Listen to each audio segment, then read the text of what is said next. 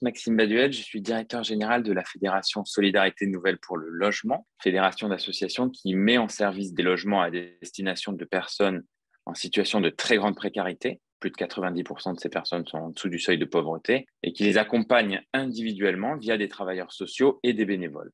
C'est ce que nous appelons le logement passerelle, c'est-à-dire temporaire avant d'accéder à un logement social ou un logement de droit commun.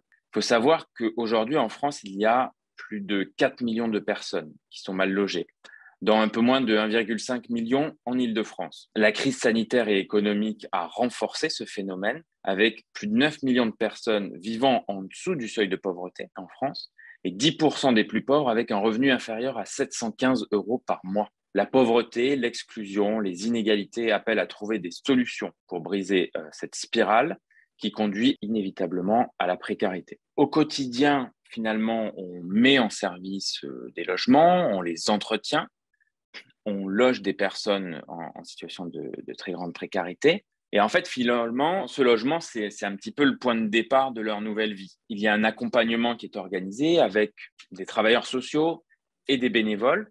Cette personne, finalement, est accueillie dans notre association. Elle est même membre de l'association, bénévole. Elle peut elle-même aller réaliser des actions, aller aussi promouvoir notre mouvement.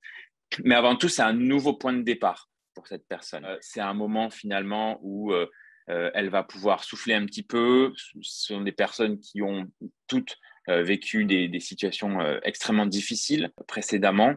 Et donc, on va les reconnecter finalement à cette vie, les reconnecter à la ville aussi, à la société, par ce logement et par cet accompagnement individuel. Le mouvement ensuite s'est développé à Paris, en Essonne, puis un petit peu partout en Île-de-France. Et finalement, comme je disais, c'est d'abord un mouvement d'engagement citoyen qui compte aujourd'hui quasiment 1500 bénévoles dans 120 groupes locaux de solidarité, un petit peu partout en Île-de-France, appuyé par à peu près une centaine de salariés. Aujourd'hui, nous sommes présents dans l'ensemble des départements d'Île-de-France, en Normandie, et nous accompagnons plus de 3000 locataires ou bénéficiaires et avons accompagné plus de 15 000 locataires depuis la création de la structure.